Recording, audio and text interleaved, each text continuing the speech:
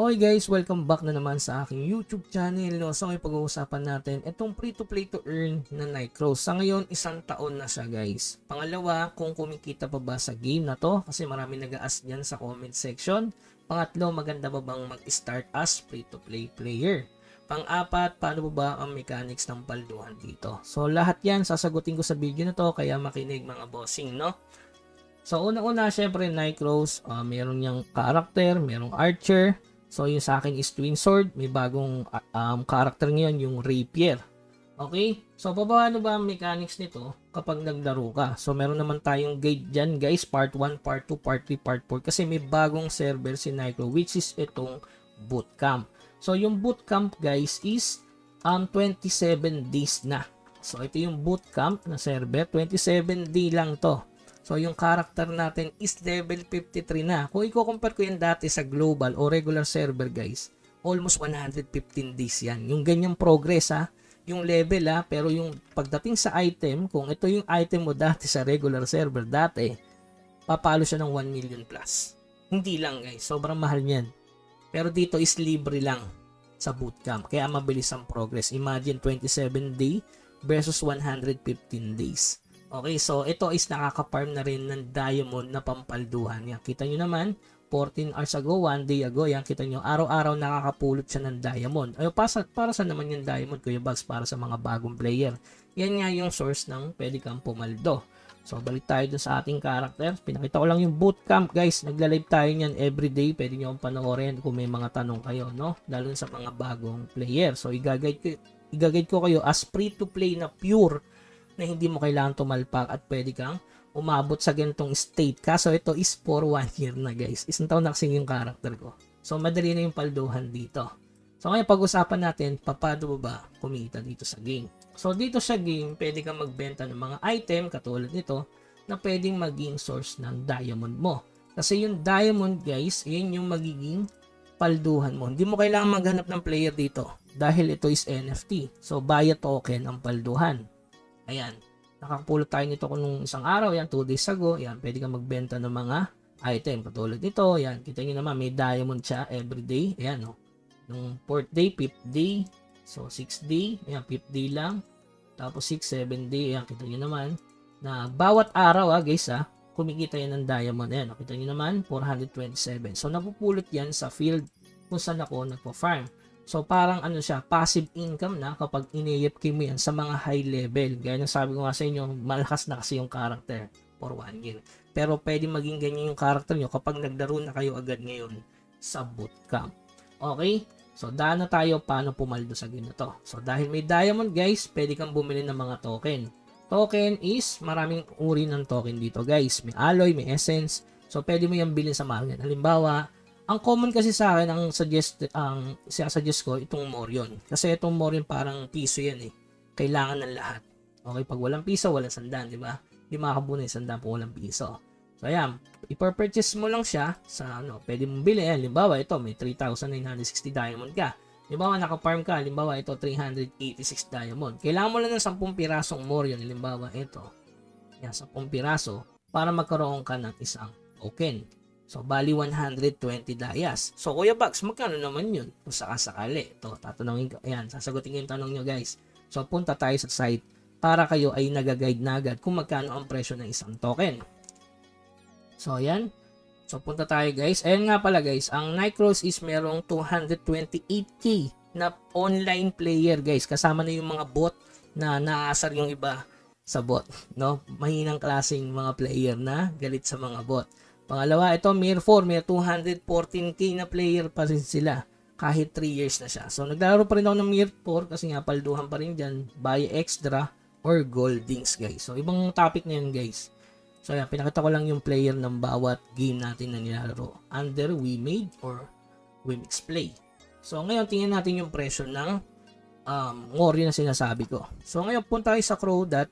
Ayan, sa CoinGecko. So, accurate naman to, guys. Type nyo lang Crow to PHP. So, ito yung presyo ng isang Crow. 20.35. So, yung token naman, pwede kayo pumunta sa Phoenix Dex. Ayan, punta kayo sa market. Ito yung presyo ng isang Morion. So, titingnan mo dito, 0.19. So, pwede mo siya ibenta sa 1.19. So, magkano yung Kuya Bugs? 1.19. So, ibig sabihin, ang isang token ng Morion is 24 pesos, guys. So, for, ano yung 120 dayas. So, meron kang 24 point, ayan, 20.42565. So, kung yung 120 dice mo sa game, 24 pesos mga boss. Which is madali lang naman talagang i-grind dyan everyday yung dayas. So, kumikita ba? Kayo tatanungin ko, kumikita ba? Syempre naman, kung nakakalut ka ng mga items. So, pag nag-AFK ka guys, makaka-farm ka ng diamond dyan. Imposibleng hindi. Kahit itong bagong gawa ko yun, no? Imposible kayo maka-grind ng diamond. Ang problema kasi guys, syempre, pag puro ka cash out, paano lalakas yung character mo? Mahirap din, di ba? So, kailangan mo rin i-spend yung diamond na yan para lumakas yung character. Kita nyo dito, may 264 tayong dias na nakuha. So, paldo na agad, di ba? So, low level na character yan. Sa akin kasi, kung bago pa lang, low level pa lang yan. Pero kumikita na agad ng diamond. So, may mga guide tayo dyan guys. Pwede yung panoorin, pwede yung simulan.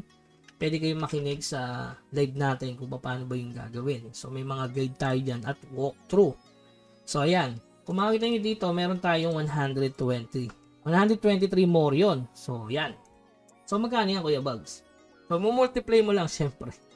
Itong 119 times 123.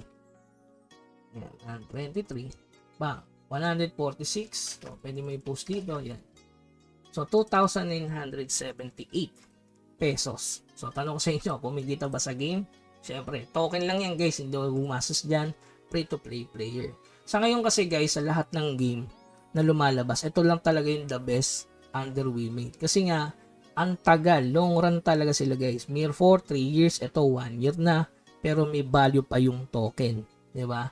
So, kasi kadalasan naglalabas ng yung mga free-to-play to earn, ito real talk lang guys ha, mas madalas yung invite to earn talaga.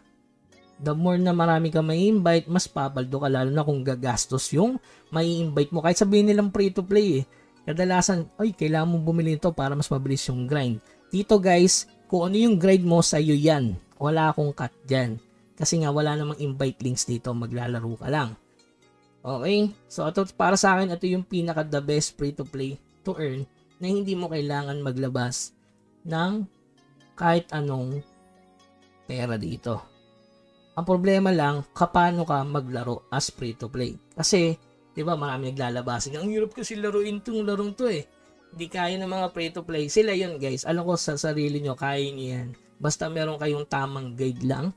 Hindi puro negativity. Kita nyo naman ng graphics diba? Kaya yung ibang malalakas dyan, yung mga Chinese, diba? Yung mga Indo, talagang nag-iimbis sa game na to para makauna agad doon sa paldo. Ayan, limbawa yan, nakakuha siya ng Frozen Tier. Ang pinakamaganda dito guys, may dalawa na nakakuwang legendary na book.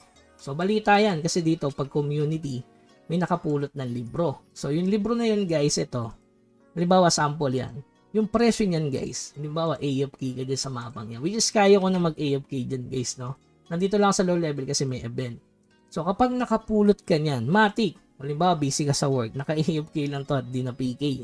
PK area kasi to Paldo ka doon. Nasa 150,000 yon.